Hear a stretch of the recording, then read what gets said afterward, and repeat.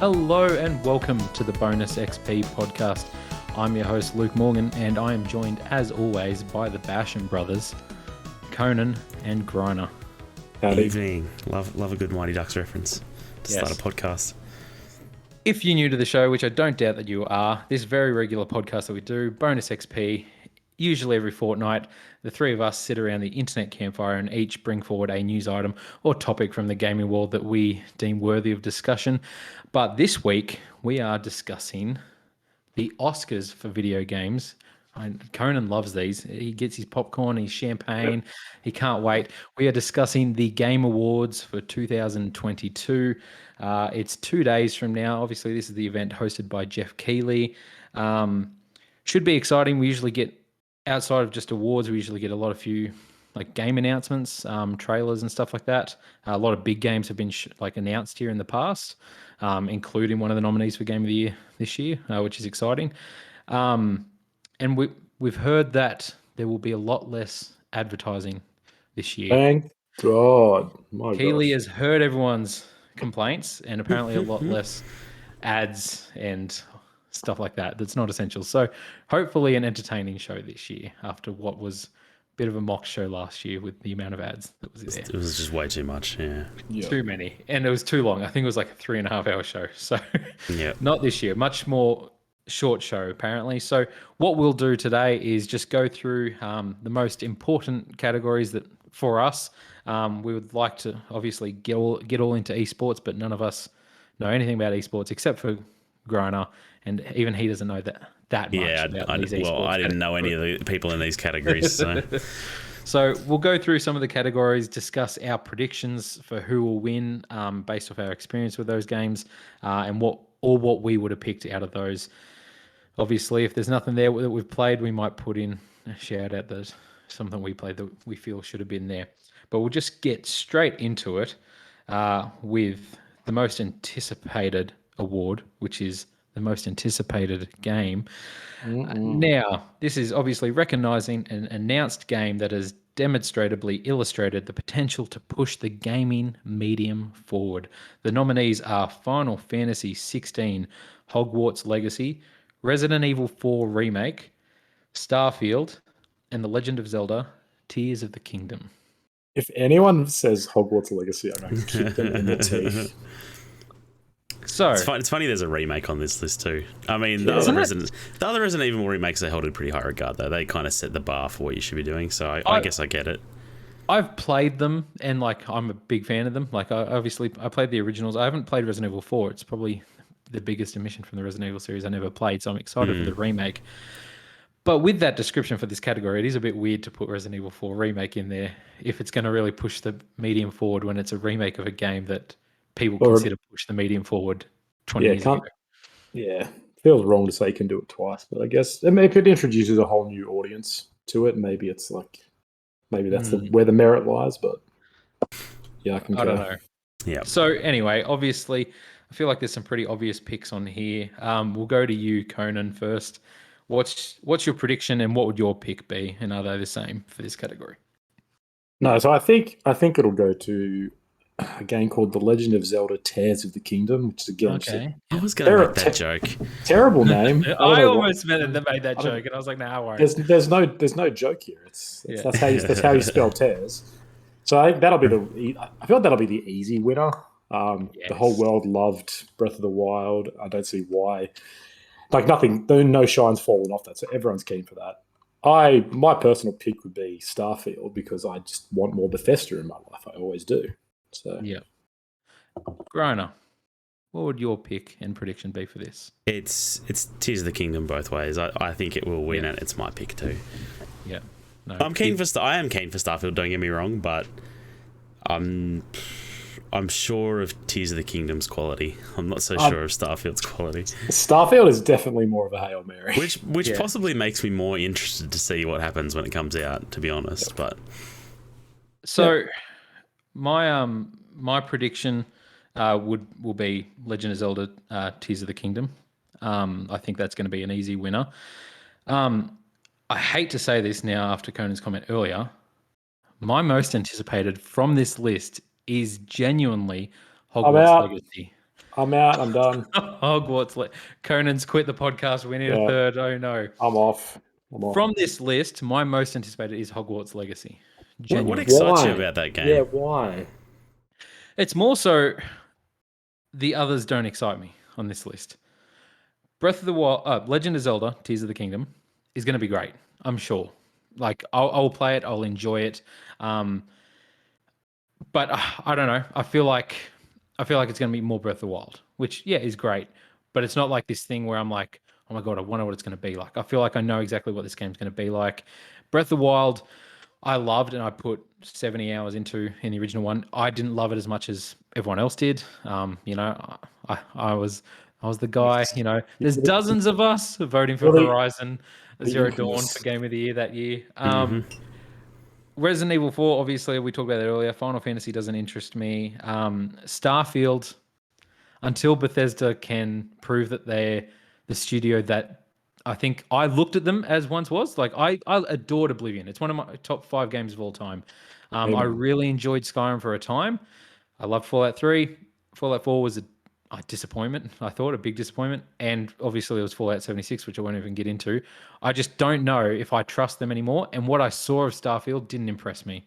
So I'm not interested in that. And Hogwarts Legacy, as much as you want to hate on Harry Potter, I like that world, the Wizarding World of Harry Potter. Why? I do. And the idea of this big RPG set in this world, and you can create your wizard, and you can be a Slytherin or a Gryffindor or a Hufflepuff, Conan. What are you? What are you? Hufflepuff? Or I'm a Ravenclaw. What you know what do these words mean? So honestly, and I think it's got the most potential of being this thing that's come out of nowhere. And I don't know. That's my most anticipated. But do I think it's going to win? No chance. No chance. That's going to Legend of Zelda. So the next category is best adaptation or adaption, as we say. So do we? No, we don't. No? Yes. No? Do we say adaptation? I think everyone says adaptation. Oh, best adaptation. I can't get into the website now. This is neither can I. It's crashed for me. That's terrible. It is crashed for me. Wait, it's taken a second. I looked on there was Arcane, there was the Cuphead show, there was the Uncharted movie, Sonic, and Cyberpunk. Sonic 2, yep. So while we wait for the website to load again, we've crashed it with the amount of traffic we're sending there tonight. I'm back in. So from this list, Cuphead show, Cyberpunk anime, Uncharted, Sonic movie, whatever else there was. Arcane. Arcane, yes, as well. Let's back up. What would your vote? I'll go to you, Grana, first. What would your prediction be, and what would your pick be for this? The only one of these I've seen is Cyberpunk Edgerunners. I really, really enjoyed it. I thought it was really good. It made me actually want to play Cyberpunk, which I tried that once and didn't think I'd ever go back. But spent a year convincing you not to play it. Yep. I think Arcane will win. I think everything I've heard about it is really, really good, and I think it's reached an audience outside of gaming that these other properties probably didn't. I mean, the Cuphead show I can see having appeal to kids and stuff, and it probably has done really well. And obviously Sonic the Hedgehog 2 is a juggernaut, but I haven't heard as much about it as what I heard about the original Sonic the Hedgehog. So no, definitely. For me, it's Cyberpunk Edgerunners. I think the winner will be Arcane.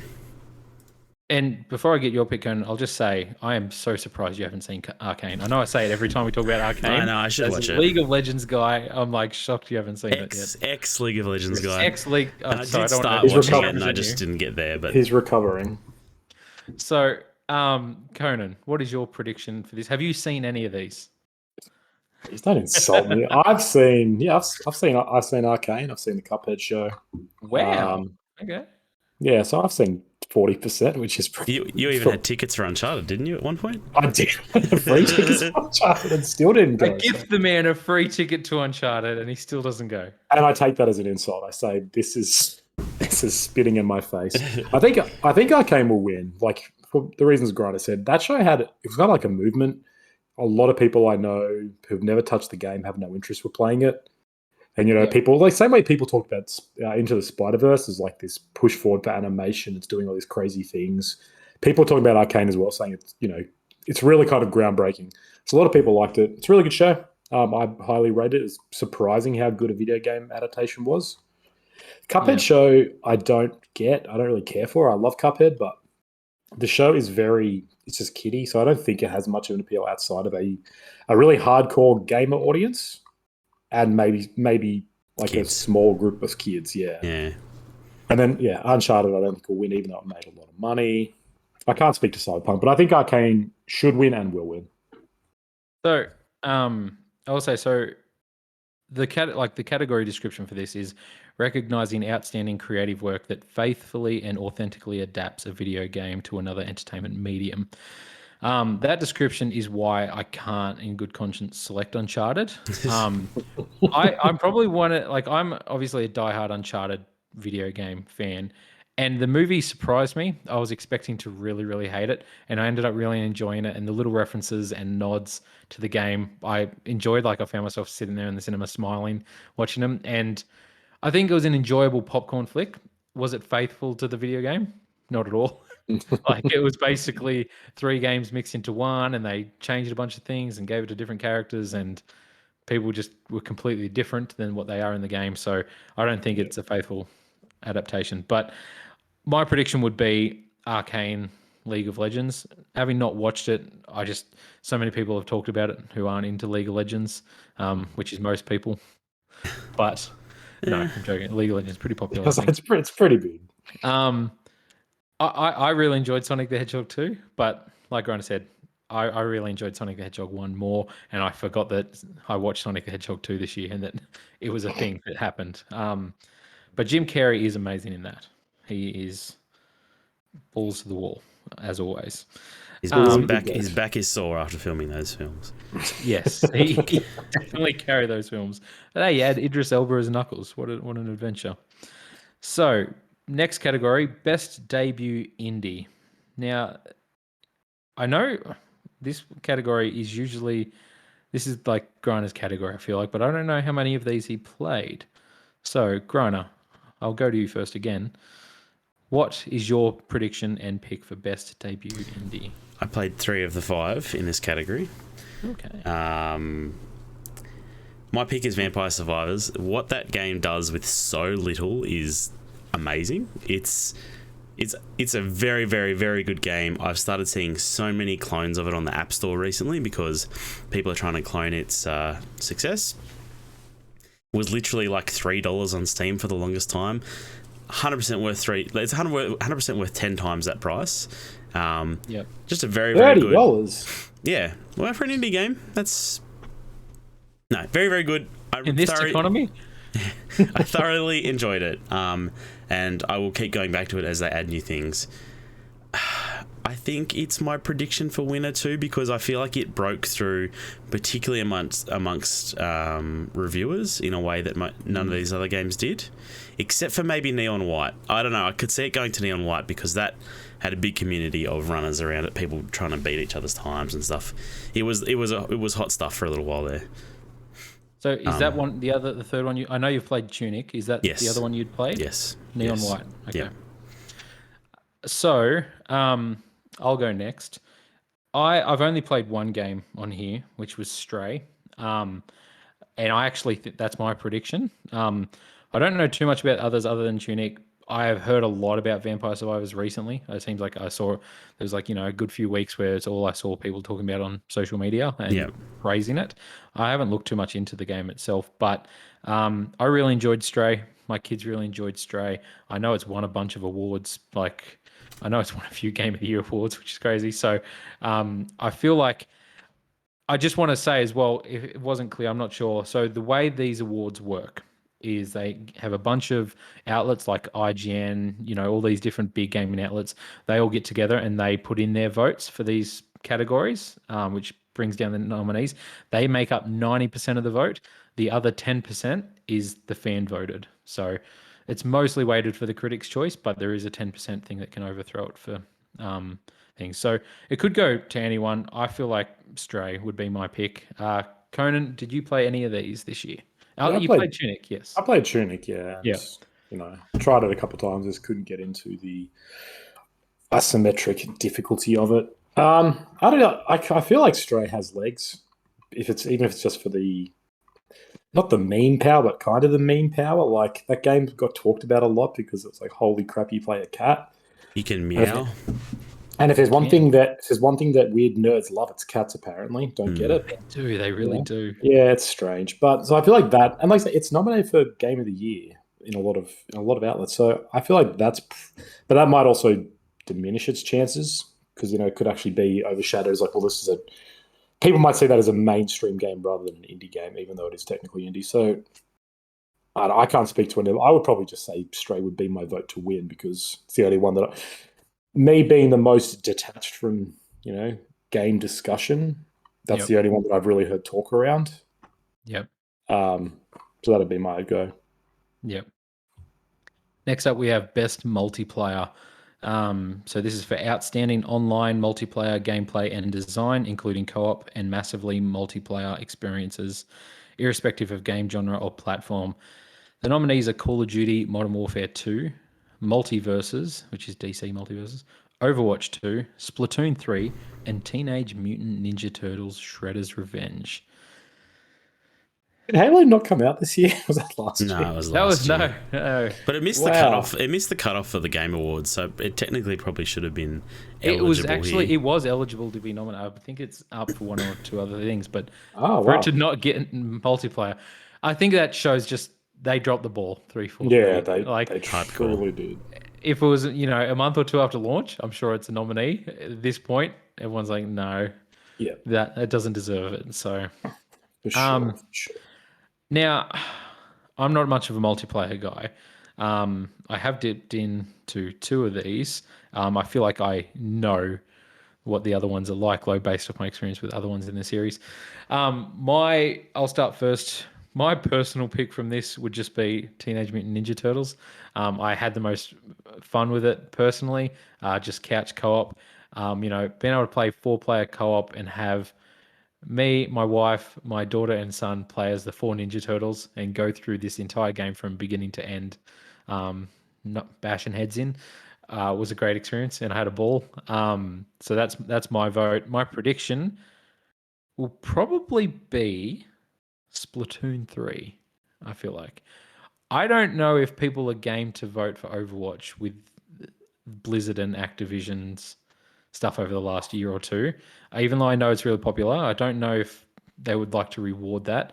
Multiverses, I feel like, came and went and didn't really make the impact that DC or Warner Brothers wanted. Yeah. And Call of Duty Modern Warfare 2, it's the same thing. It's Call of Duty, which obviously will most likely win as well. But I feel like this year I've heard less about it than ever. So yeah, that's my pick. Conan, I'll go to you. Did you have any experience with these multiplayer experiences? I haven't played any of these, no. What's your prediction? Yeah, I think Splatoon 3 as well. Like my vote would go Ninja Turtles because I love Ninja Turtles. So as if it would go to anything else. I reckon Splatoon 3. I feel like I've seen things about that, and Splatoon was kind of a game that I wrote off when it came out. So I didn't have a Wii U and haven't played any of them. But it seems to be one of those games that people actually really adore. And every time a new one comes out, people are like, this is amazing. So I feel like that one is probably the most, because like I say, you're right about Overwatch. I think there's a shadow there. TMNT just seems too small to win. I don't think it really became a sensation. Same with Multiverse. And Call of Duty is not really. I don't know if it's really considered outstanding anymore. I feel like that game has had a lot of criticism, and I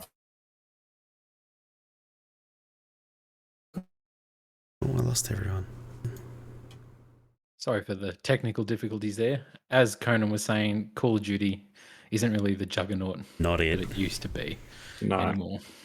Griner, what would your vote be for best multiplayer or your prediction? Yeah, it's a weird year. I feel like 3 of these have done nothing to set themselves apart from their previous entry. So Overwatch 2, even though it's the game on this list I've probably played the most of and will continue to play the most of, it's not that different to Overwatch 1. Splatoon 3, everything I heard is it's just more Splatoon.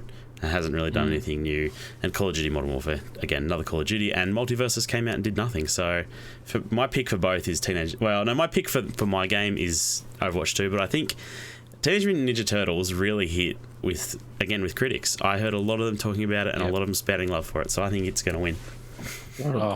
I hope so. Cowabunga, dude. I hope so. That'd be great. A win for the little man. So the next category is best role-playing game. So for the best game designed with rich player character customization and progression, including massively multiplayer experiences. I hate those words together. Nominees for this is Elden Ring, a game from Software. Live a Live. It's Live Alive. It's Live Alive. Live a Live, definitely. Pretty sure Pokemon Legends Arceus, Triangle Strategy, Xenoblades Chronicles 3. It's interesting. Three of these are Switch games. 4 of these are Switch games. Yeah. Yes. It's the home for RPG. Funny that none of them are the best, though. What? It's Elden Ring. It's Elden Ring all the way. You're right. This is pretty much, this is going to be an easy win for Elden Ring, surely. I'll be flabbergasted if anything else. Honorable mention for Arceus. I was going to say, Grana, where's the defense? It's the best Pokemon game in years. Not the new, not Violet. No, we might talk about that at some other point, but it has its issues. I don't know if it's going to be showing up on this list. Pokemon. Womp. It's going to be Elden Ring. I can't see a world where it's not Elden Ring. So the next category is Best Action Adventure Game. For the Best Action Adventure Game combining combat with traversal and puzzle solving. Nominees are A Plague Tale Requiem, God of War Ragnarok, Horizon Forbidden West, Stray, and Tunic. Griner, we will go to you first, as probably the person who's played most of these games. Played all but Stray. Yeah. What would your pick be for best action adventure game, based off that description? Look, as much as I love Plague Tale Requiem. Very, very good game. I haven't finished it though, and a lot of the puzzles feel more of the same as the first one. And I kind of want to say that for Ragnarok as well. Like, a lot of the puzzles are not that different to the first game, but I think God of War Ragnarok is a juggernaut on this list. Like, Horizon Forbidden West is trash. Stray is too small. Oh, God. Hold up. Haymaker. Hold up. Tunic is a special little game, but it doesn't hold a candle to God of War Ragnarok in this category. You see, I didn't start throwing shade at Elden Ring or nothing. Let's not start. There's no shade. There's time for you to throw it later anyway. When we get throw to a bit of shade on that, game. the frame rate will dip. So your pick's God of War Ragnarok. Yes, and that's your prediction. Yes. So, Conan, you've only played Tunic from this list. Well, from what I've learned, I've played Tunic, but I've basically played Forbidden West because I played the original Horizon. You basically played God of War Ragnarok as well. So I've played 3 out of 2.5 out of 5. I don't think that's. And if Plague Tale Requiem is like Plague Tale, I've played that. So. Actually, you played as many as I have. You played the originals of the 4 of these games.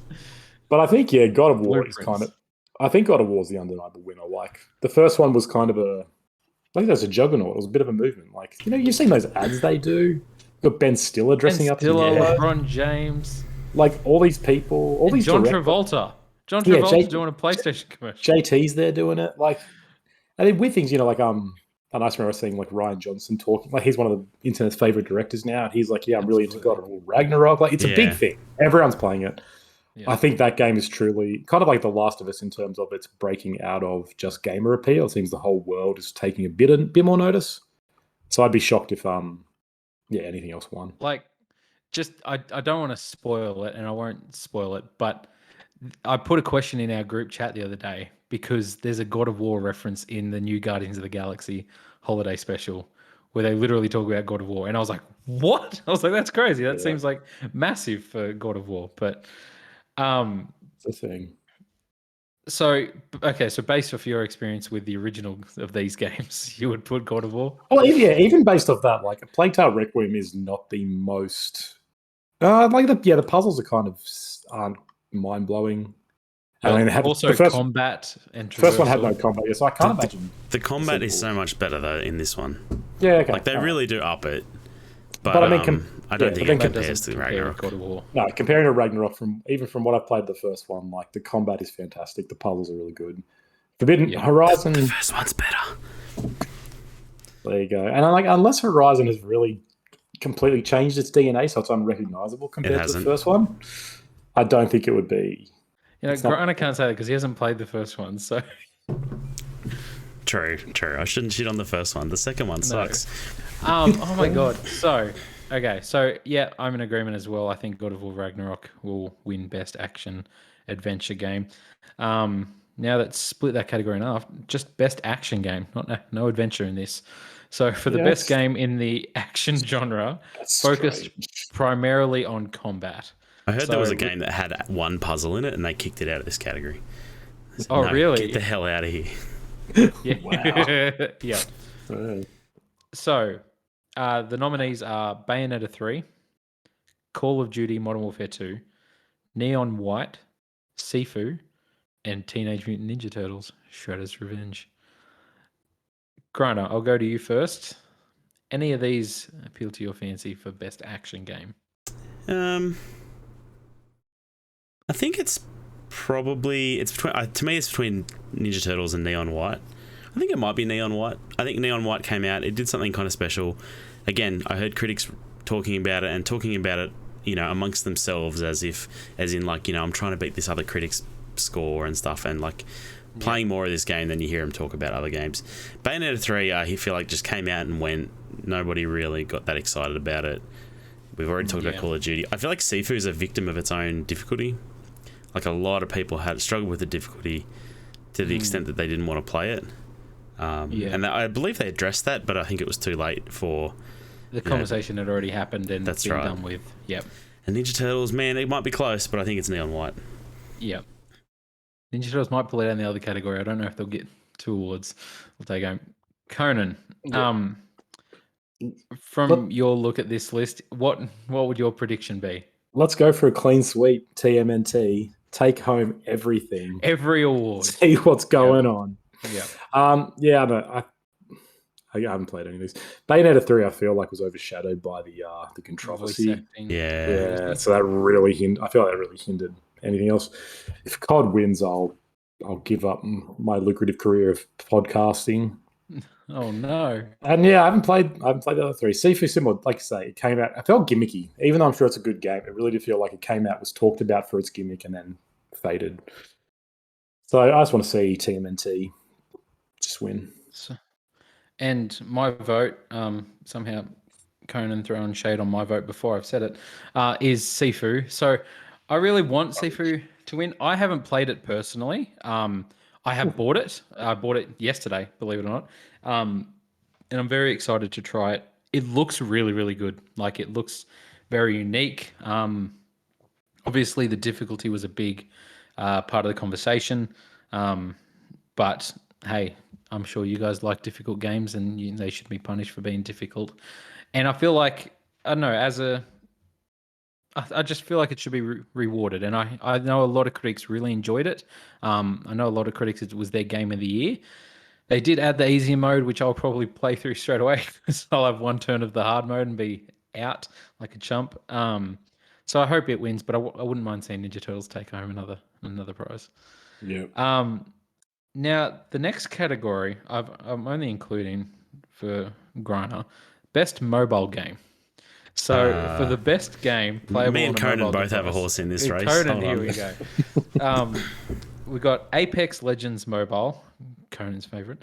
big Diablo Immortal, Genshin Impact, Tower of Fantasy, and Marvel Snap. What?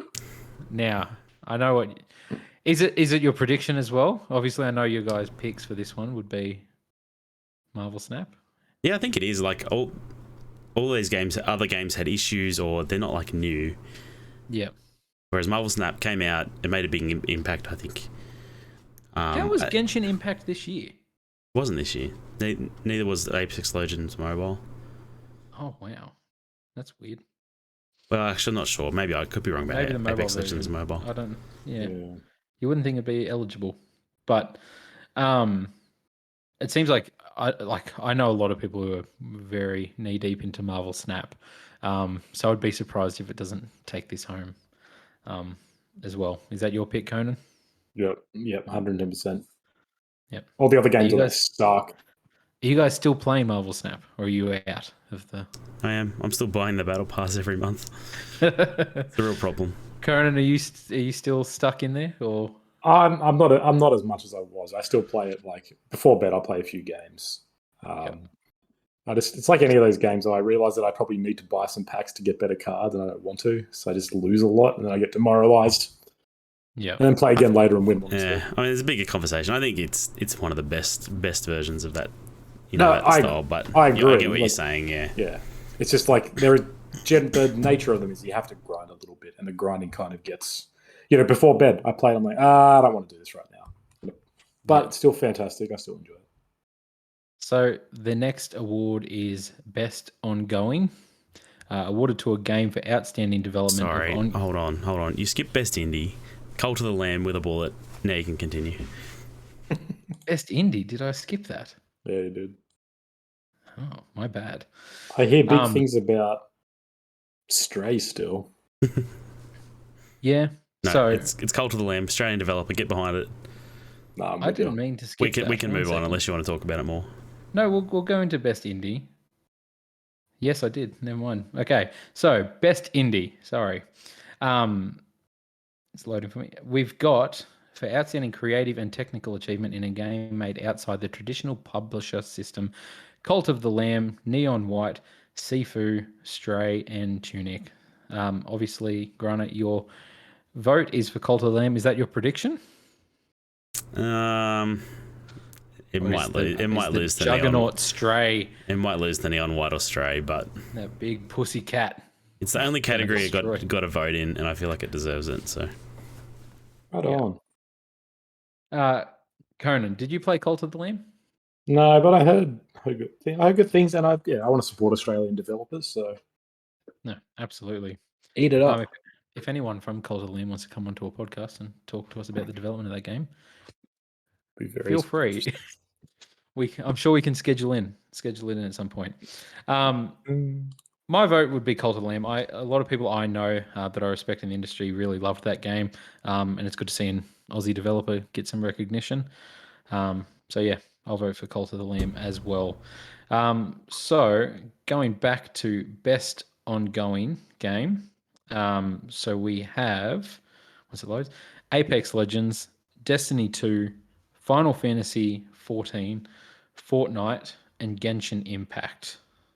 Have any of us played any of these games this year? No. I'm going to give my vote to Fortnite. I'm constantly, I don't know, I'm always a little intrigued. There's some twisted shit going on behind this door, and I keep peeking in and be like, oh, that's pretty cool. That's pretty cool. And I respect their hustle that they just keep getting these partnerships and deals. Like, that is an incredible world full of every IP imaginable. And I don't know, the idea of it's pretty cool. I don't ever want to dip my toe in there, and join the masses. But you're a big supporter of giant companies just crushing the little guy. Dollars just dominating the market because who's being crushed by it? Every other company. Children spending their parents' Who's being money. crushed by Amazon? Amazon's great. Yeah, we all. Jeez, you guys are monsters. Right. I love pro-capitalists right here. Which reminds me, you can buy this book on Amazon. Yeah. Taste of Iron by Mr. C.B. Clarke. I did not see that coming. That is a low blow. I'm sorry, Papa Bezos. He didn't mean it. He didn't mean it. Don't take down his book, please. Is Destiny 2 still good? People who play Destiny 2 and are into it. That's the answer to every single one of these games. People who play Final Fantasy 14 play Final Fantasy 14. Oh, they do. They really do. But everyone knows Apex Legends sucks. Everyone knows that. Apex Legends would be my vote because it's the one game on there that I've played extensively and have enjoyed in the past. Have not played it this year. Yeah, I'd do it. I always have this inkling to go back to Destiny 2. I enjoyed my time with Destiny 1. I played a little bit of 2, and I don't know, respect OG Bungie. I want to. That game feels good to play, like it really does, and Yeah. I feel like it's too late to get into it, but I don't know. I've heard a lot of good things about it, so I'll say that. Conan, obviously, you're voting for Fortnite. Sure am. Yep, and there's your prediction. So games for impact. So this is for a thought-provoking game with a pro-social meaning or message. What is the Just wait, we'll get into it. The nominees are A Memoir Blue, As Dusk Falls, Citizen Sleeper, Endling, Extinction is Forever, Hindsight, and I Was a Teenage Exocolonist. Which reminds me of a song called I Was a Teenage Anarchist. They might have taken it from that. That was a good song. I've only played one of these games, which is As Dusk Falls. Conan, is this what you were alluding to? Yeah, about what's the wondering what pro-social? Yeah, I was gonna say. pro-social meaning or message? Depression not to is get bad. Don't get kidnapped. Like, good advice. Confront your wife. Don't keep your dad's watch or something. I can't even remember the little moments in that game, but yeah, I don't feel like there was a great pro-social meaning in that. I did. I really as much did as I enjoy enjoyed that game, I don't think it didn't have an impact. I don't feel like it fits this category. I haven't played any of the others here, so I can't really speak to them. No, but extinction is forever. That's true. So I think that one has its pro-social meaning in the title. Yeah, so I vote for that because that actually fits the category well. I've heard a lot of good things about Citizen Sleeper, but I don't know too much about the game itself. I really enjoyed As Dusk Falls, so I'd just vote for that. But I don't know if it's a good fit for this category. But hey, my boy Vincent, flying them airplanes. He sued Jensen? that big airplane company, and he didn't stand down. He did for you, maybe not for some other people. True. He got kidnapped for me.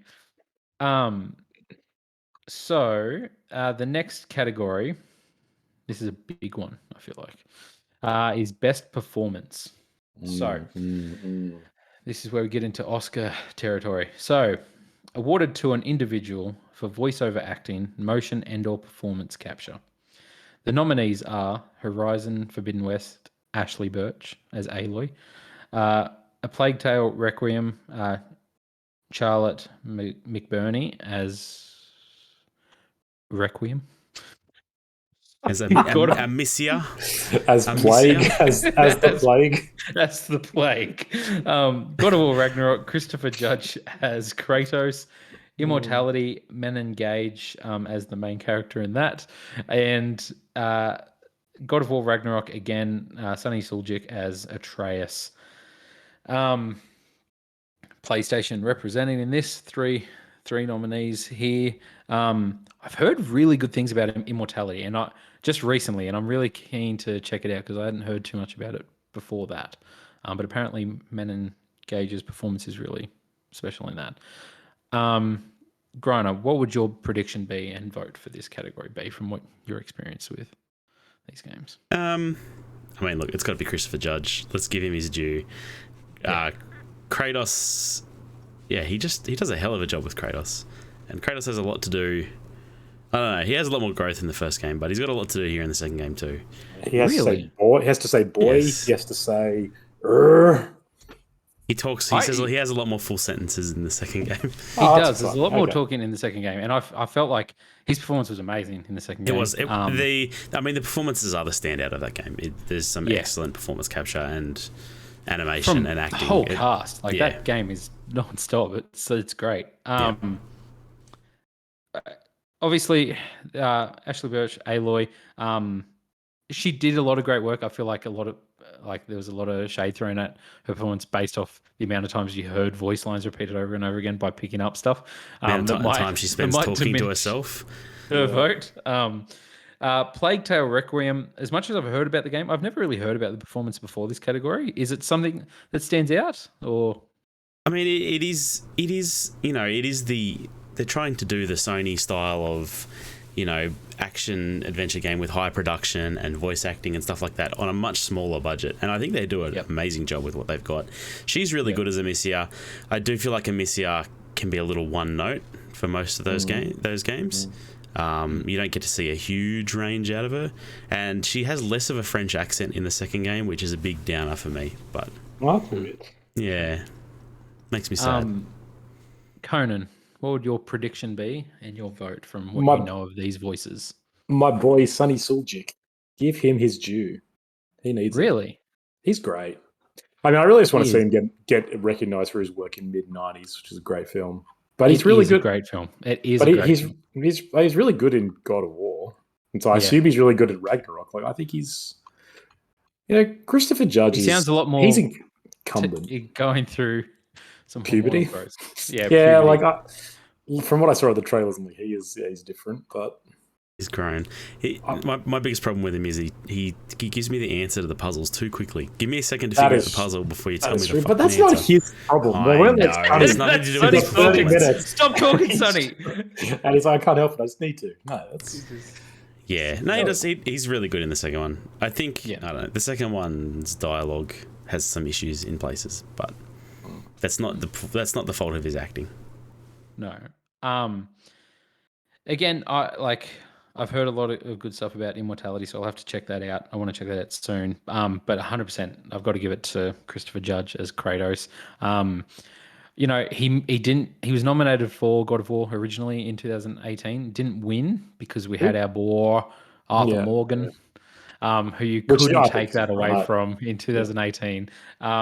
So he's due. He's owed this. I feel like because he was great in both games. I feel like he was better in Ragnarok. I felt like that character. I don't know. I felt a lot more in Ragnarok, and the performance I thought in some key aspects was incredible. So yes, give him his award. But yeah, mid-90s, great film. Jonah Hill, directorial debut. That's right. Look at me. I'm a film person. You watch films, our bro. other podcast, The Good, the Bad, and the Worst. If you want to hear our takes on movies as well. Best audio design is the next category. So I'm not sure if this is one that interests you guys, but I'm a fan of audio. So recognizing the best in-game audio and sound design, we've got Call of Duty, Modern Warfare 2 with all of its bullets whizzing around. We've got Elden Ring with its maidens talking. We've got God of War Ragnarok, Gran Turismo 7, and Horizon Forbidden West. Conan, I'll go to you first. From your experience with Elden Ring. Yeah. And just how God of War 1 sounds and Horizon Zero Dawn sounded 5 years ago when you played it. And your experience with Call of Duty, what would your vote be for best audio? Mike's, I've heard Cars, so Gran Turismo. Yes. You might know what that sounds like. Loud brum brums. Elden Ring's, I'm just going to wait for that for anything. Realistically, I don't know.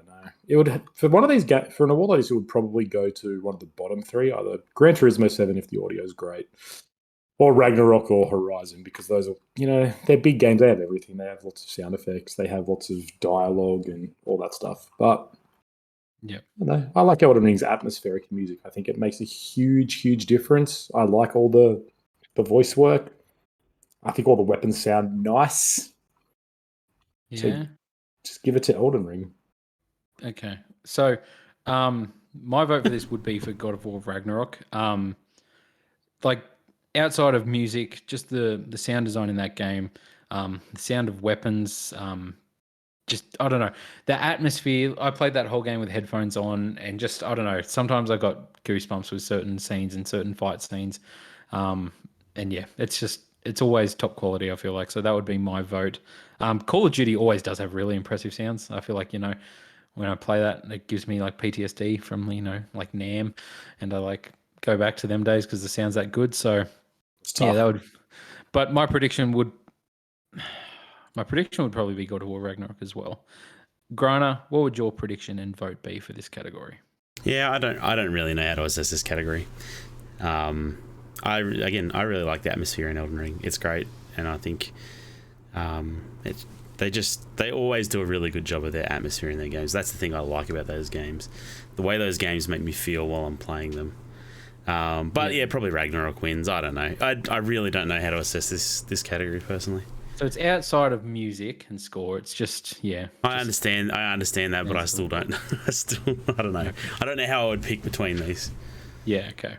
So speaking of, the next category is best score and music. One of my favorite categories. For outstanding music, inclusive of score, original song, and/or licensed soundtrack, we've got A Plague Tale: Requiem, Elden Ring, God of War: Ragnarok, Metal Hellsinger, and Xenoblade Chronicles 3. I'll go first with this. I love my video game soundtracks. They make up the majority of my music on my phone, legitimately. I listen to the whole soundtrack for Metal Hellsinger. There's a few songs on there that are absolute bangers and that I love. I actually, in the last week, have been listening to on repeat the main theme from Elden Ring. I think it's that main opening theme when you start that game up is incredible. Yeah. And I listened to the theme from the final boss battle where that theme comes back into play again, and it's really, really good. My vote again would go to God of War Ragnarok. Throughout it, I kept noticing the music. Bear McCreary is an incredible composer. I love his work, and I thought the soundtrack to this was amazing. And legitimately, since I finished the game, I've been constantly listening to the score. In particular, like 5 or 6 tracks that I really, really enjoy that I've put in playlists. And it has a great credit song that I really, really dug from a cool artist as well. So that would be my vote. Grana, what would be your vote for best score and music or prediction? Metal Hellsinger is the best use of music. Like, it works. I don't know what they do with music in the game is really cool. It's exactly what you expect, but just the way it ramps up as your score multiplies, and then you get the vocals in when you get to the highest level. It really is really cool. I think it might be Elden Ring for me. I think it might win. Yeah, it's a very good soundtrack. Okay, true. Conan. Yeah, I wonder if there's a like a bias towards original compositions and like original soundtracks versus licensed music. They say there's not, but who knows? Yeah. Wait, is all the Metal Hellsinger, is that original, or is some of it like taken from? A lot of it's original. A lot of it's original because you can't find it anywhere else. Yeah, okay. Then maybe I've looked. I'm like, where's that song? I need to download that song. I can't. Yeah, part of me wants to say that should win then based off that because, like you guys said, it kind of uses music in the best way. And that game lives and dies on music. So if it doesn't work, none of it works. But then I think of all the Soulsborne soundtracks, and Elden Ring's no exception. Like the music, they're the kind of soundtracks that I will listen to. Like in my day to day, I'll put songs on and they're amazing and just like they're works of art. So I think just for my vote would be probably my vote and prediction will be Elden Ring, but I don't know if Metal Hellsinger.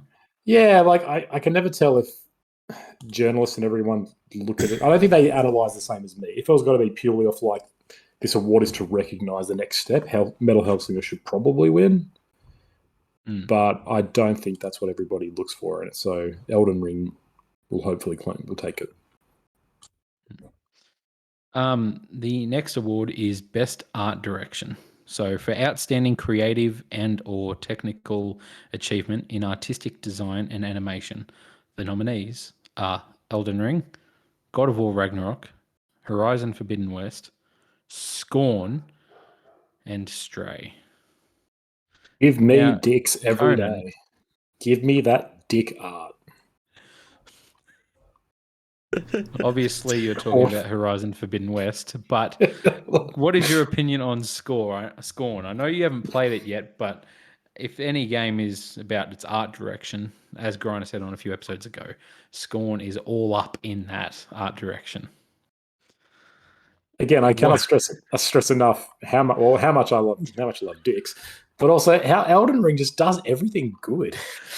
And like Elden Ring's art direction is freaking amazing. Like outstanding creative and or technical achievement in artistic design. Like those games are designed in such a way that the very architecture makes you feel a way. Walking up certain areas makes you creates a feeling and a sensation, and that's hard to do. but it does it in such an amazing way that like certain, cities will be lit differently, and that just creates a whole new vibe. So that's the only one I played on. So I can't have to look for that. But then Scorn just really utilizes a lot of phalluses. It does. Scorn is its art direction. That's what it is. Yeah. So like this is a similar thing to Metal Hellsinger. That should probably win in how I think awards should work, but I don't think that's how the rest of the world perceives it. So Elden Ring should win in that sense. And I feel like sometimes, when you get to these awards and these people are in these rooms voting for these things over and over again, they're like, okay, well, we've given Elden Ring these three. Like Scorn, this is its chance to win. Like, let's give this to Scorn because this is here, So that can also help sway results as well. But Sure. My personal pick and prediction is God of War Ragnarok. Here's the thing. It says technical achievement in artistic design and animation. And when I think of great animation, I don't think of Elden Ring. Crazy. I feel like it's the same animation that I feel like you had since Dark Souls, for a lot of its animation. Like, no, prove me wrong, but like when you have characters' faces who barely move, it's not like, oh, this is great, and like, oh my gosh, they didn't film this with mocap. It's not good. No, but there's so many moments just like from an art direction thing in level layouts and like the scenery in both Horizon and God of War Ragnarok that blew me away. Especially what blew you away about the level layouts of Horizon Forbidden West? Please not level layouts, but like the scenery in Horizon. I know you like to complain about the fogs, but there's that area with all the people who sing it to like the and that nothing straight to do away. With its art. 100% it's art. It was like the way it looked. It was the way of the world. It was all the audio in that area that was worth it. None of the art. It looked exactly the same as every other city. Let's not start hating on my picks now. Come on now. But my vote would be for God of War Ragnarok because there were a few levels, especially later on in that game, that I just had to stop and just stare at the scenery, and wonder how amazing it was. So, and I feel like when you talk about animation and everything like that, I automatically also just go to facial capture and just like if I can tell something on somebody's face without them saying a word of dialogue or any noise, and I can just see the emotion that they're feeling. But that's not animation. That's acting. That is not the animation. That's literally just animated. It's just they've recorded someone's face and they just put animation over it. That's not the same thing. Griner, what's your prediction and pick for this? Like I said, I agree with Conan. Scorn should win it because that's what it is. But Elden Ring, some of the art direction in those games is amazing. The sick, twisted guys who are coming up with these enemy designs need hospitalization. I don't know. There's the whole time I was playing God of War Ragnarok, I just wanted them to get weird with it. Give me something really strange, and they never do. It's so safe. Like, give me a snake dude that turns into a man halfway through or something. Like, I need a dog that looks like a T-Rex. Give me some of that shit. Norse mythology is super bizarre. Like, you could go weird. So, I don't think it's an excuse to be like, they can't. Like, the game is literally called Ragnarok. It's the end of the world. Bring out all the weird shit. Yeah. Hey. Instead, we get the same enemies from the first game. Talking squirrels, man. He's really cool. The next award is Best Narrative for Outstanding Storytelling and Narrative Development in a Game. The nominees are A Plague Tale: Requiem, Elden Ring, God of War Ragnarok, Horizon Forbidden West, Immortality. I'll start. This obviously for me goes to God of War Ragnarok.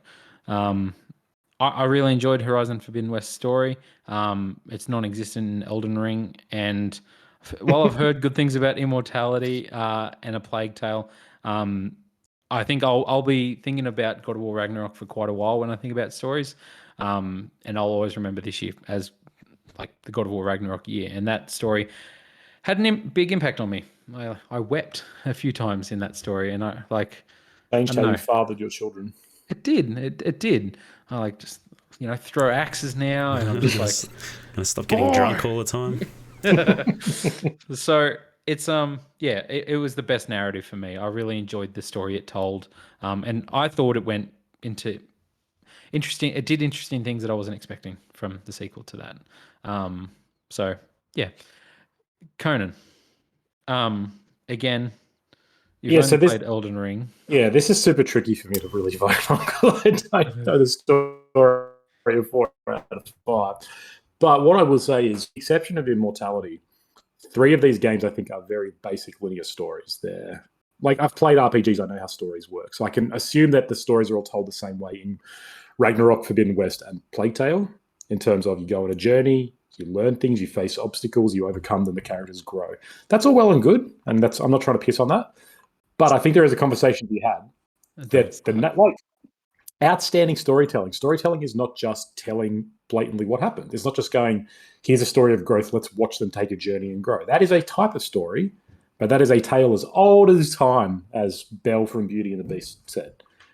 For outstanding storytelling, it was actually Mrs. Teacup, but anyway, carry on. Well, there you go, different story. See, crazy how you can like mess with storytelling right there. For outstanding storytelling and narrative development, like the way the narrative in Elden Ring, and there is a narrative, like there's a big narrative. The way it does get told and developed pushes boundaries. It's different. It is not traditional. It's the kind of story you have to figure out, and you do start to piece together. And that is when the point of the story is kind of this fractured, broken history, and what you do when you're living in that and functioning in that. That's really important. Like that adds to that. And so I don't think you can say, oh, there's no story because I didn't have characters telling me what the story is. Like, there was no extended cutscenes where people speak to each other. Yeah. So, not to interrupt, but so this was a fierce debate. When the nominees came out, there was like this big debate online that I wanted us to do on our podcast and have a discussion about. A lot of people were contending, should Elden Ring be nominated for Best Narrative? Obviously, there were a lot of people who were like, absolutely, 100%, it should be. Which I thought you guys would be on that side of that argument for. While there are a lot of people who were saying, no, it shouldn't be. I shouldn't have to watch a Vardy video to explain the story and the lore that I've discovered in random chests down this way to explain the narrative of this world. I'm curious, what is this awesome narrative in Elden Ring? Like, I don't see it. I don't see how the thing that's fun about the narratives in these games, though, is that like my experience is different to Conan's, and what I'm going to take away, like the things that I saw are different to what Conan saw. So I'm going to have a slightly different view on what the narrative of that game is, and you know my experience is going to be different, so my story is going to be different, and I think that is the beauty of video games, right? Like a movie could tell the story of God of War Ragnarok. So is that the best narrative then? A book could tell the story of God of War Ragnarok. But what if somebody's for narrative outstanding of that game storytelling and narrative development, I think it definitely deserves a mention. It's not even my pick, but I think it's 100% in the running, and I agree with Conan's assessment. I don't think it shouldn't be nominated. I'm just saying why I don't think it will win this. But yeah, I don't think it'll win this, but I think for similar reasons as the 2 previous titles. I think it's too different, and I think in one, but there's probably a good chance or a good reason it should win. I haven't played the other, so I can't really say for sure. But I don't think there should be any reason why it shouldn't. But it won't, because people will be like, oh, but there's no conventional story. And that's going to affect it, which I don't think is a fair criticism. Critics loved Elden Ring. No, they do. I really feel like Elden Ring is going to sweep these awards. Like, if I'm being honest with predictions, I really feel like Elden Ring is going to clean up, because critics, do you think it'll win this? Lapped that shit up, man. They were like, yes, give me no pauses. This is awesome. Like, oh my goodness. 30 frames. The things to hate. My lord. Looks like, don't criticize my choices. I've had enough. So I agree. So, Grana, what would your prediction be then for best narrative? Horizon Forbidden West really suffers from being the middle game in a trilogy. Like, it's just they didn't learn anything from Empire Strikes Back. They didn't learn anything from Two Towers. They just decided to make a story that has no real impact on the overall mythology. Plague Tale Requiem has a really good story. I appreciate where it's going. I haven't finished that game yet, unfortunately. Elden Ring. Too far off? No, I'm about halfway through. Okay. Elden Ring definitely deserves to be here, but I think God of War Ragnarok wins this category. It's not as strong a story as the first game by any stretch of the imagination, but it is a good story. There's some really good characterization there, and there's some really good moments. And obviously, like, the storytelling is outstanding. Like, there's no denying it. So we will be getting into God of War in a future podcast. So like and subscribe, and please check that out, because I cannot wait to have this discussion with Grana, because I have the complete opposite opinion between the first game and this game. it's okay to be wrong. In discussing, and we haven't talked about it. Oh yes. So the next category. I feel like the last 6 categories we're going to have this same debate between God of War Pretty much. and Elden Ring. It's the same contenders the whole It way. is. Yeah. Best game direction. So awarded for outstanding creative vision and innovation in game direction and design. So There's one right answer here, Luke. There's one right answer. the nominees are Elden Ring, God of War Ragnarok, Horizon Forbidden West, Immortality, and Stray. Now, Grant, correct me if I'm wrong. Immortality is the card game? No, Immortality is a FMV game where you're scrolling through footage and like making links between the Ganon characters and stuff. The one that the chick was voted for voice act, like best performance. For. Yes. Yeah, Sorry, what's FMV? Full motion video, like it's real life. It's from the same team, and it's the same actress that was in Her Story. Do you remember that? Yeah. I was just made that connection. Cool. Yeah, same. Which person. I really enjoyed Her Story actually. So, best game direction. Is it worth having the same argument again? Because yes, always. So this argument is different, and this argument is way stronger in Elden Ring's favor. So, if I'm being honest, I feel like my prediction for what's going to win here will be Elden Ring. I feel like Elden Ring will win this. My personal pick would be God of War Ragnarok. So how is it innovative in game design? Can you explain the differences between the first one and the second one that make it innovative? Not without spoiling it. So we can get into the spoiler cast. They don't exist. They do exist. They subvert all your expectations from the first game. I feel like. All right. One shot. It's great. It's great. Yeah. You know, and they really stick to that gimmick in this game, don't they? There's no cuts at all, is there? There's never a cut between two characters that are in completely different places. No. That never happens. No. It's fascinating. So not really. I'm guessing your guys' vote would be for Elden Ring. Yes. Is that your prediction and votes? Yes. Yeah, easily the prediction, I think. And my vote, like in that description, outstanding creative vision. Holy crap, that game's a creative vision. Okay. And innovation. Innovation in game direction and design. Okay, now here's the argument, right? I don't feel like a game that takes away like the last 10 years of features is innovative. Being like, hey, you know all them features that are like quality of life stuff? Let's just take away them and let's not have a quest log. Let's not have map markers. Let's not have the ability to pause your game. You're so wrong though. No, all this stuff like quest logs, all this, just some random peasant in the background wallows about his diseased pig, and all of a sudden I've got to remember 60 hours from now when I'm trekking through the poisonous marshlands, this is that guy's pig. I got to go find him again and take it back to him. Here you go, piggy. Like, you realize that every single important work of art in its genre and medium is always the one that breaks with the rules. It's the one that goes, but that's not innovative. Yes, it is. Nah, yes, we're too lazy to do this. You're so wrong, because the language of the medium becomes one that relies on tropes. It relies on quest markers and quest logs. And it relies on Aloy walking up to an NPC going, hi there, I need to talk to you about a quest I need. And this one goes, you know what if we don't do that?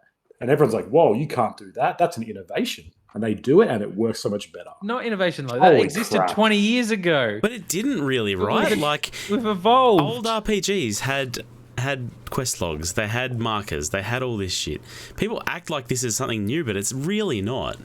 It's really, really not. Yes, it harkens back to some retro things. It's not new. So it's not innovative. No, your idea of the quest markers being new. Okay. Yes, is not new. Anyway, it's great, and you're right, Conan. Like I don't know, the way you have to. This game makes you think differently about what you're doing, and it makes you. I don't know. It's so much. It's so good. Like, it really, for what is just Dark Souls put in an open world, it feels so different and it feels so new. Exactly, and compared that's to I think everything else on this list. that is the key right there at innovation. That it is something familiar, but they extract an entirely new DNA essentially from it. Yeah. And to go, wow, this is doing something that feels new and is new in something that is very familiar, and that is like that's again that's what Zeldas do, and that's why games like Breath of the Wild blow everyone away. I think because it's like we know this, but it does something simple and different enough that it makes everyone think about it and goes, wow. It doesn't just go, let's build on the exact same things we have, because that just becomes saturated and bland. I don't That's know. not innovation. I felt like there wasn't much direction when I played Elden Ring. You're It right. was just like there's no here's this big literal empty map direction with a because few it's enemies in random spots that you can just run towards and then fight and then run away to a different spot. that is I don't know. every Wasn't single much direction in RPG. that game That at is all. every RPG. God of War's innovative new feature, a compass. Woohoo! Let's get excited. But I do think Elden Ring will probably win that award. The critics love that shit. So anyway, let's get into it. What we've all been waiting for. The final nominee is the Game of the Year award, recognizing a game that delivers the absolute best experience across all creative and technical fields. Note technical. That's got to be Luke's entire crux of this argument. The nominees are A Plague Tale Requiem, which I'm surprised it's pulling. I'm so as many happy votes it's on as it this has. list. Like, I'm No, so me happy too. it's in this nominated here. Elden God of Ring, War. God of War Ragnarok, Horizon Forbidden West, Stray, making its way in there as well. Stray's going to be the Xenoblade It Takes Two of last year and just sweep it You somehow. watch it. Imagine Stray wins Game of the Year over Ragnarok and Elden Ring. Oof. And Xenoblade Chronicles 3. I feel like we haven't given Xenoblade enough attention. I've actually heard nothing but good things. I traded in Ragnarok on the weekend, and I nearly picked up Xenoblade Chronicles 3 with the money I got from it. Yeah, But What I did didn't. you get instead? Nothing. A voucher to spend on Tears of the Kingdom, probably.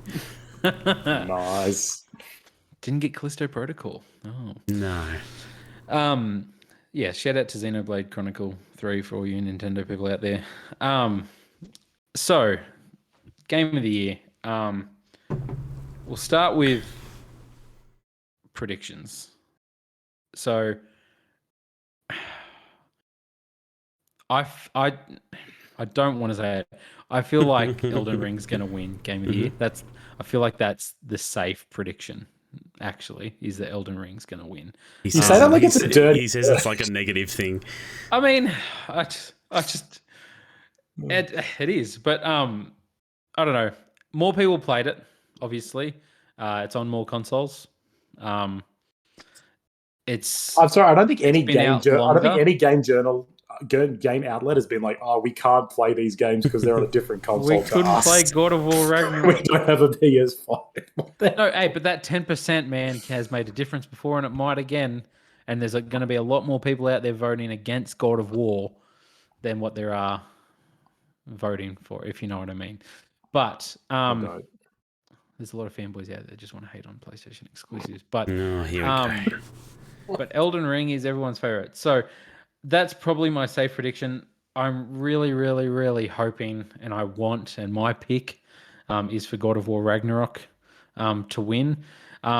There is a small part inside me, deep inside, that would love for Horizon Forbidden West Oh, for to goodness come out sakes. love that. and retrieve, like, because it should have won in 2017, and Breath of the Wild came and took it.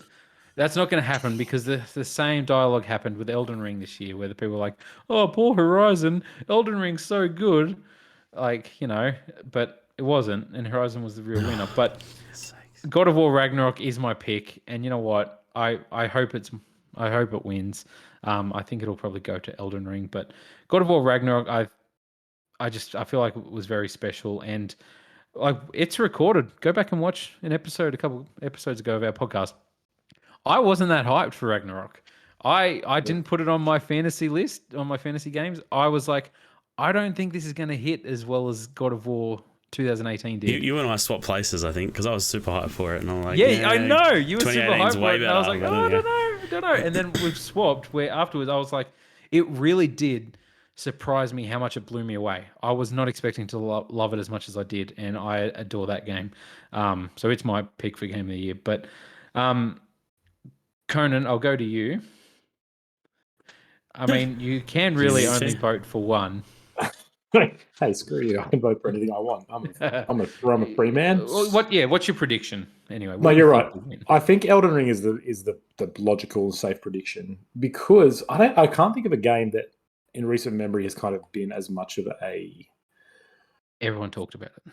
yeah. Like I feel like we've used the word juggernaut a lot, and and again like as a movement almost as a game that I remember like we talked about how much money this game made. And it was at the beginning of the year at a generally usually sort of quieter time. And for a game that still sort of has the relevance and has had the love and in all these things, like it's generally the games towards the end of the year that get the most attention because they're the ones that are Yeah. fresh in people's minds. They're the ones that people can relate the best experience to. So for Elden Ring to still be everyone like that's what stands out. And they're like, that's the game that happened. I think like that to me is just like, yeah, that's the game that kind of everyone played and everyone's like, holy crap, we get the Dark Souls formula now. We understand why these what created a genre of games. And in saying that, like a few weeks before Elden Ring, Horizon came out, and it's still here as well. So like, it's really impressive that That's because withstood the test of time. PlayStation has literally put all of their money. They are on the edge of bankruptcy. They're just like, we need this game to hit. Yeah. I will say, like, the amount of people I saw that were like, I've never been into Souls games. Like, I couldn't get into them. Elden Ring is hit for me. I was hoping for that for me. Like, I platinum Bloodborne. I love Bloodborne. I played Demon Souls, Dark Souls, finished Dark Souls 3. I really, really, the amount of hype I heard about Elden Ring, it's just not my type of game. And I'll just feel it's not my cup of tea in this day and age with my life that I live. I want a game to hold my hand. I want a game to Ragnarok take me like through where I need to. 70 hours long? No. I've finished it and nearly platinumed it in about 50, I think. Oh, Yeah, I platinumed it in 40, 45-ish, I think. So Yeah. So I was clearly. and you know, like you were like 260 hours into Elden Ring, and you're like, I've just passed the bog. I spent a lot of time on that game, and I am proud of that. I am proud. And it's just I don't know. I don't want something that I have to beat my head against the wall or to figure out, or just I don't know. I want someone to hold my hand and take me on an adventure, which I was hoping someone would do through Elden Ring for me, but no one ever invited me to take me on a multiplayer journey. You know, growing up. Get it on PC where there's a good mod for it, and let's do it. Oh, okay, true. Growing up, what is your prediction? I think the only thing working against Elden Ring is that it did come out earlier in the year, and some people I have heard have had time to sour on it. So because it is a really, really long game, and there are people I heard about who just they petered out, they got sick of it, they didn't finish it, and their final sort of memory of that game is a slightly sour one. I feel like that's the only thing working against Elden Ring, but I think otherwise it's the winner. But I do think there's a small chance for Ragnarok. See, I think what Ragnarok has working against it is how late it came out. Like this was but I feel like there's still those people who might sour on it, even if they can only play for 30 of the 45 hours or whatever. They haven't had time to do that. But would you vote for it if you hadn't finished it? I don't know. I think so. I think some people might have. Yeah, I know there were a few people who hadn't beaten it and stuff like that, but they'd obviously had long played Elden Ring. But I don't know. Elden Ring has stayed in the conversation for a long time. For what was it, a March or April game? Yeah. They just announced free DLC yesterday or today. Comes out today. Yeah. No, it's multiplayer Coliseum. Screw God of War. No, I have Elden Ring to play. Go back to God of War.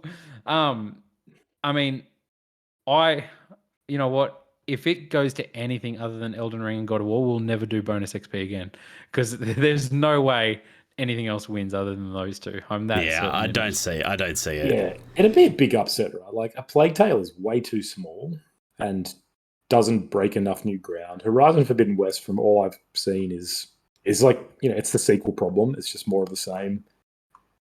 I can't speak to Xenoblade, but it has its local fans. I could see Stray being an upset winner somehow. That would be crazy, man. Like where the vote is like super split between Elden Ring and God of War Ragnarok, and Stray somehow ekes out a win. Hardcore I don't know. I don't like 30. It's not like sure, split 30, 30, 40. Yeah, something like that. Yeah, because see, God of War and Elden Ring could split the vote. Definitely have its thing divided. But anyway, I think Elden Ring's a safe pick, but God of War, I feel like, is the dark horse in that. I don't think there's any other dark horses in that race. It's just between them two. But yeah, we'll see. Conan and I might be doing a reacts to the Game Awards. We want to see Jeff Keighley and what he's up to. Last prediction for the night. Is there any unannounced game, a game that doesn't exist yet or isn't fully announced, that you predict will be announced? We got Elden Ring. The very first trailer for Elden Ring was shown at the Game Awards. I think we got Perfect Dark one year. Really? Yep, and Hades. Hades. The Game Awards. There's been a lot of big games announced at Game Awards before. We've had an Uncharted game before. I think not Last of Us 2, but we've gotten trailers for big games like that. But is there anything? What's your dream prediction game that could be announced at this show? Jeff Keighley's teasing that this is a big show. I mean, he's the hype man for his own show. So every time we watch that boring ass one he did earlier this year, and he was like, "This one's gonna be massive," and we're like, "What was on it? I don't even remember." Nope. Is there any unannounced game that you'd be hyped for? I'm hoping for the remake of The Last of Us Part 2. It's about damn time. Yeah, don't get my hopes up. We've been waiting. Don't get my hopes up. I think speaking of remakes, my hope is remake of Metal Gear Solid 3 or Metal Gear Solid 1 would be. I think there's three potentials. I think something from FromSoft. So they just announced DLC, so I don't think it's going to be that because that was one of the predictions. It's either going to be their new game, which is an Armored Core game, I believe. Oh, that's right. Bloodborne 60 2. FPS. Or the reboot of Tenchu. Or Sekiro 2. I'd be down for that too. Yeah, Sekiro 2 is a good one. Something new from FromSoft. We hear from Kojima and actually find out what his game is. Maybe 100%. We get. We definitely get him. I don't know whether he has anything interesting to say. In Keighley, him and Keighley are inseparable, so he'll be there. He keeps teasing weird logos. It's no game. Where am I? Who am I? Whatever. It'll be an interactive podcasting experience. Yeah, it'll be another podcast experience or something that we, the listeners, actually make. You watch the bonus XP logo pop up across Kojima Productions. Here we go. You don't even realize you're in it, but he's just I'm like, oh my god, he's been here the whole time. Inception. He's gotten in my mind. But the one I really want to see is an announcement from Supergiant Games, what they're doing next. Hades, best game of 2018. No. I really want to know what they've got coming up next. Was that 2019? It was It was first announced in 2018, early access, and then was released in 2019. Apologies, because it was competing against Last of Us Part 2. It was competing against Last of Us Part 2. Yeah. Mine is either a Fallout 3 or a Fallout New Vegas remake from now owned Bethesda. Yeah, highly doubt it, but I'm always hoping. Microsoft should get on that remake train. They've got so many studios now. Just dedicate one of them to remaking their good old properties. That's the thing, right? You see what Resident Evil is doing and has been doing the past few years. Like, it just seems silly to not. It's easy money, baby. Yeah, we're getting a Horizon Zero Dawn remake. Oh, for goodness sakes! Which is genuinely criminal. Hey, maybe we get that. Maybe we get the trailer for that. Who knows? But great.